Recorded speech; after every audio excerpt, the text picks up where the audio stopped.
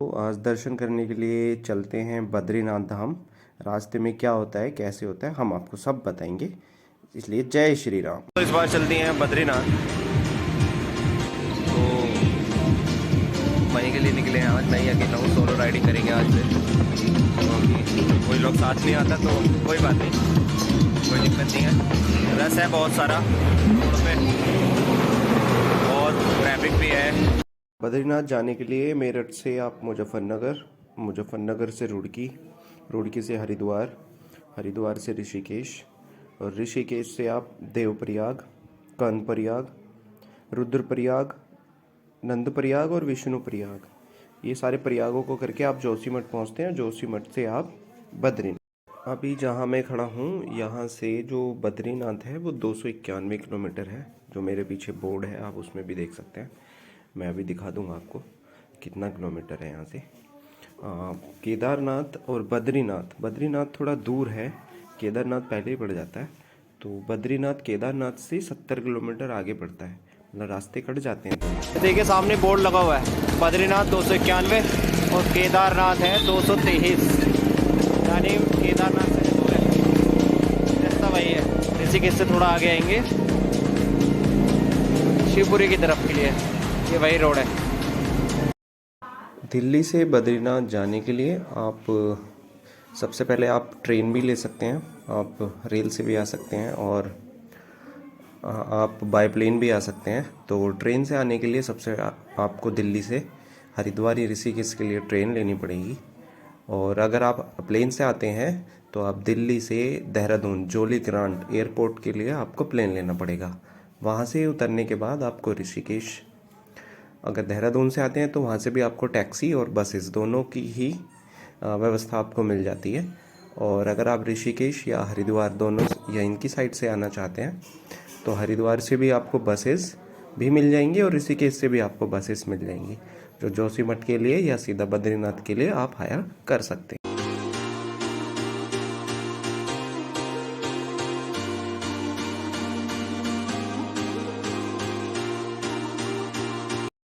बद्रीनाथ आने के लिए सबसे बेस्ट सीज़न जो होता है वो मई से लेके आप अप्रैल में भी आ सकते हैं, अप्रैल से लेके जून तक आ सकते हैं। जुलाई में बारिश स्टार्ट हो जाती है तो मौसम थोड़ा ख़राब रहता है, लैंडस्लाइड होने का ज़्यादा खतरा होता है। तो इसलिए सबसे जो पीक और सबसे बेस्ट सीज़न है वो अप्रैल लास्ट से लेके आप जून के लास्ट तक आ सकते हैं। यही सबसे बेस्ट सीज़न है यहाँ का। और अगर आप बरसात में आते भी हैं तो आपको कोई दिक्कत ज़्यादा तो नहीं होगी, लेकिन बस बारिश से थोड़ा दिक्कत होती है। बाकी जो सबसे बेस्ट व्यूज़ होते हैं, जो सबसे स्कैनरी, ये देवप्रयाग है।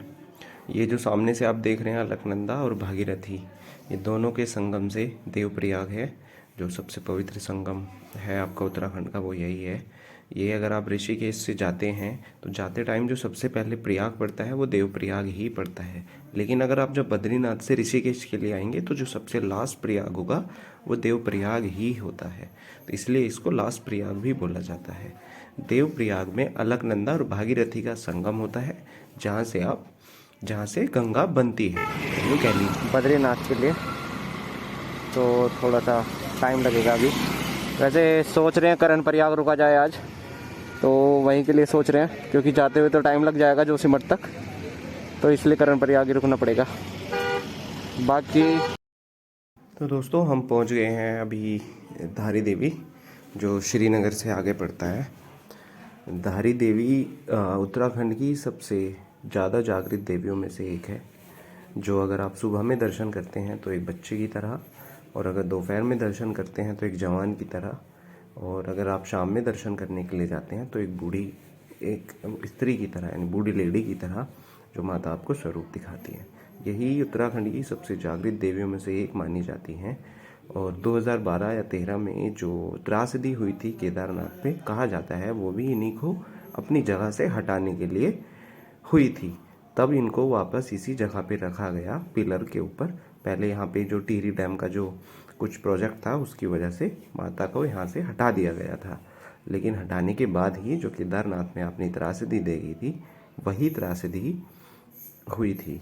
उसके बाद फिर माता जी को यहाँ पे दोबारा से रख दिया गया था। सामने मेरी बाइक है और यही मुझे यहाँ तक लेके आई है। इसके लिए मैं बहुत बहुत थैंक्स बोलता हूँ अपनी बाइक को। बाइक ये नहीं होती तो शायद यहाँ आना बहुत मुश्किल होता, क्योंकि हमारे पास इतना टाइम नहीं होता है कि हम लोग बस से आ जाएं। तो बाइक ही हमारे लिए सबसे अच्छा साधन होता है।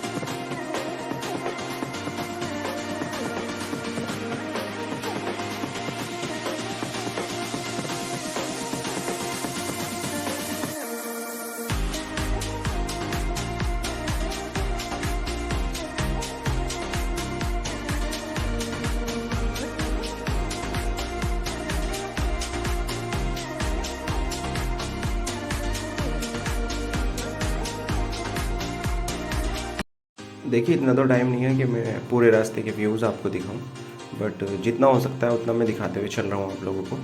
आप भी एंजॉय करते चलिए, नज़ारे सच में बहुत खूबसूरत है।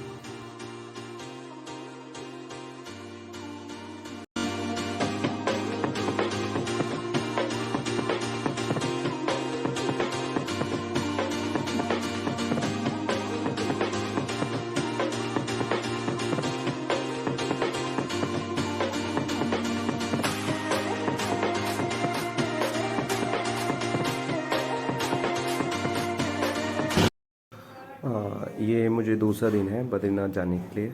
ऋषिकेश में बहुत ज़्यादा जाम था, तो जिस वजह से मैं लेट हो गया था, तो रात तक बद्रीनाथ नहीं पहुंच पाया था। इसलिए मुझे रात कर्णप्रयाग में ही रुकना पड़ा था, वहीं पे स्टे करना पड़ा था। अभी मैं रास्ते में नाश्ते के लिए रुका हूँ और यहाँ से शायद ज़्यादा दूर नहीं है, होगा कम से कम 130 या 40 किलोमीटर बद्रीनाथ यहाँ से, या 200 हो सकता है। मैंने इतना चेक भी नहीं किया था, बट रास्ते बहुत बहुत बहुत खूबसूरत हैं यहाँ के। मैं तो बस यही कहूँगा कि एक बार यहाँ पे सब लोगों को आना चाहिए एक बार तो अपनी लाइफ में, क्योंकि रास्ते इतने खूबसूरत हैं, इतने खूबसूरत हैं, मैं बस बयां नहीं कर सकता अपने शब्दों में। मेरे पास वर्ड्स नहीं है कि मैं इनकी खूबसूरती को अपने वर्ड्स में आप लोगों के सामने बयां कर दूं। बल्कि आप सामने मेरे देख ही सकते हैं कैसी खूबसूरती है। इसी रास्ते से मेरे को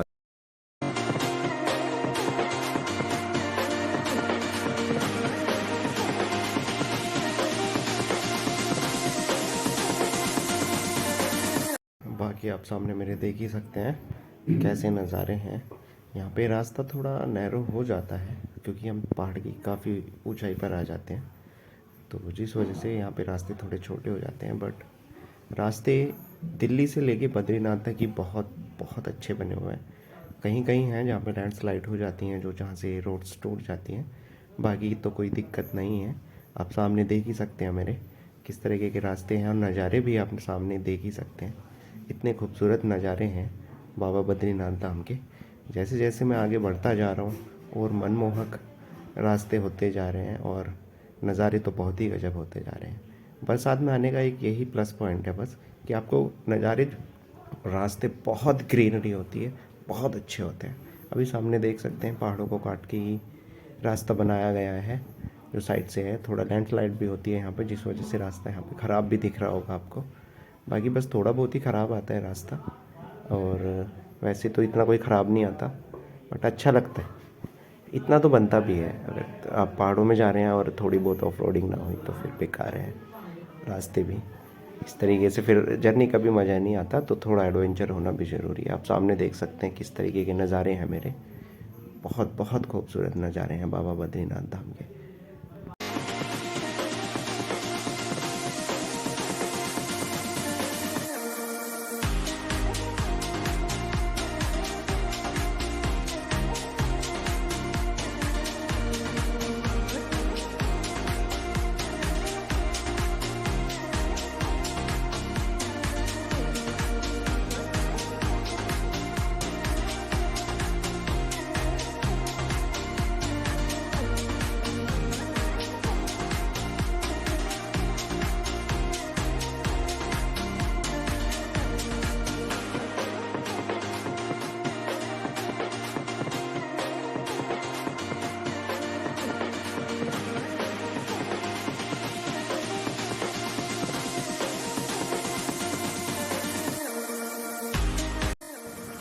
तो दोस्तों हम ज्योति मठ में हैं अभी आप देख रहे होंगे नज़ारे।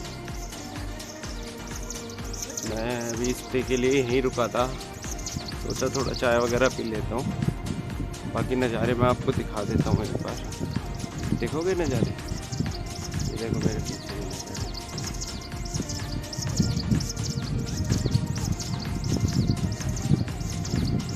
तो मल्टीमेड नज़ारे हैं। तो मैं बता रहा था आपको, ये देखो एक बार आप नज़ारे।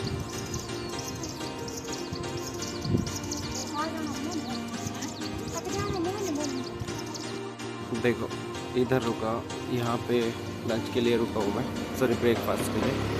सामने तो आप देख ही रहे हो, बहुत ही खूबसूरत जगह है ये। दिखाता हूँ, ये है मेरी बगीरा।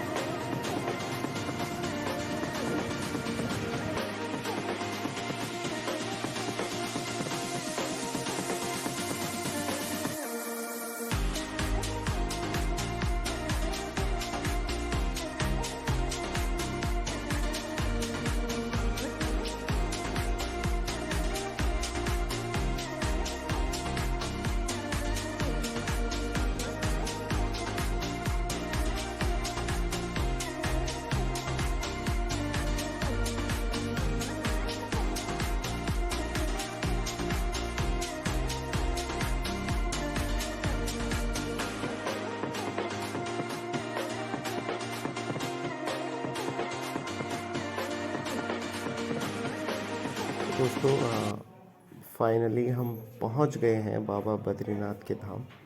अभी सामने आप देख रहे हैं, ये कॉरिडोर सरकार के द्वारा एक कॉरिडोर बनाया जा रहा है यहाँ पे, जो बनने के बाद बहुत ही खूबसूरत लगेगा। तो दोस्तों फाइनली पहुंच गए हैं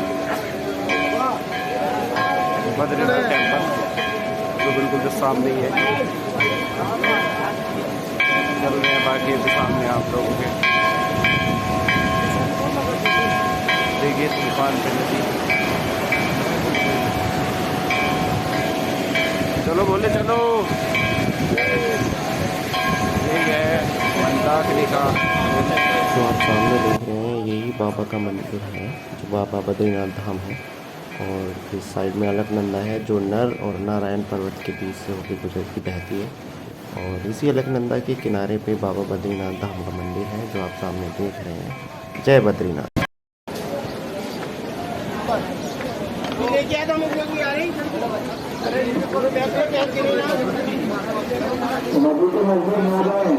लगातार बद्रीनाथ बाबा की ओर बढ़ते हुए,